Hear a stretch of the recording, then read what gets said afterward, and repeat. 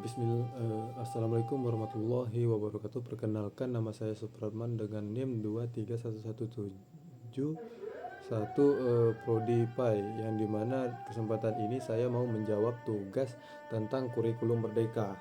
Jadi gini, kenapa sih kurikulum merdeka itu menekankan pada profil pelajar Pancasila sama literasi numerasi. Jadi menurut saya karena dua hal itu kayak seperti pondasi. Nah, untuk profil pelajar Pancasila itu kan intinya membentuk karakter biar anak-anak enggak cuma pintar secara akademik, tetapi juga punya nilai-nilai Pancasila, bisa kerja sama, kreatif, kritis, punya akhlak, dan siap hidup di masyarakat. Jadi untuk sekolah itu bukan hanya soal nilai, tapi membentuk pribadi yang lengkap. Nah, kalau literasi dan numerasi ini juga penting banget, karena dua kemampuan ini dipakai di semua pelajaran dan juga dipakai dalam kehidupan sehari-hari. Kalau anak nggak buat literasinya, dia bakal kesulitan memahami pelajaran apapun. Kalau numerasinya lemah, nanti susah menghitung, menganalisis data, atau mengambil keputusan. Jadi menurut saya wajar banget kalau kurikulum merdeka fokus di dua hal itu tersebut, karena itu fondasi yang bikin proses belajar lebih jadi efektif. Untuk soal selanjutnya yaitu tentang tema sustainability dengan isu menurunnya kualitas air. Kalau ditanya materi pendidikan agama Islam apa yang cocok? Nah, menurut saya itu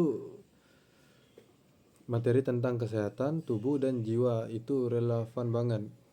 Kenapa?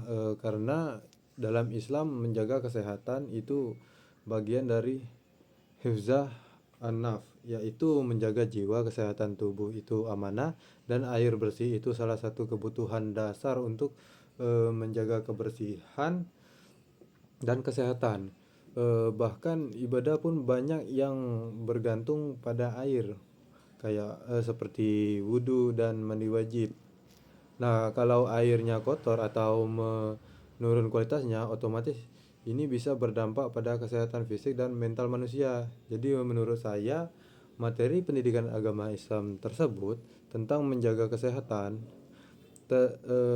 pentingnya kebersihan itu sangat pas dimasukkan ke tema sustainability untuk rencana pembelajaran berbasis proyek.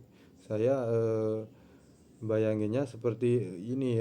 Yang pertama, saya mulai dengan mengajak siswa memahami masalah, misalnya lewat video pendek atau berita tentang kualitas air yang menurun di Bangka Belitung.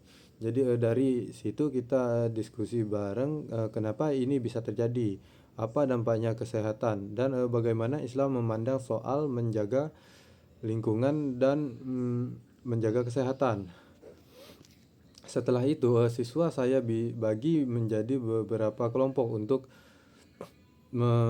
menjalankan proyek sederhana. Contohnya yang pertama, kelompok pertama riset kecil-kecilan tentang sumber air di sekitar rumah atau sekolah. Dan yang kedua yaitu kelompok keduanya mengamati kebiasaan masyarakat tentang menggunakan air, dan kelompok lainnya bisa membuat kampanye hemat air atau poster edukasi tentang pentingnya air bersih untuk kesehatan dalam perspektif Islam.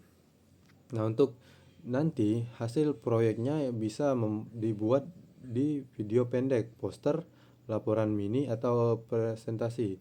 Jadi intinya mereka harus mengaitkan antara kondisi air saat ini, dampaknya pada kesehatan, dan ajaran Islam tentang menjaga kebersihan dan serta menjaga lingkungan.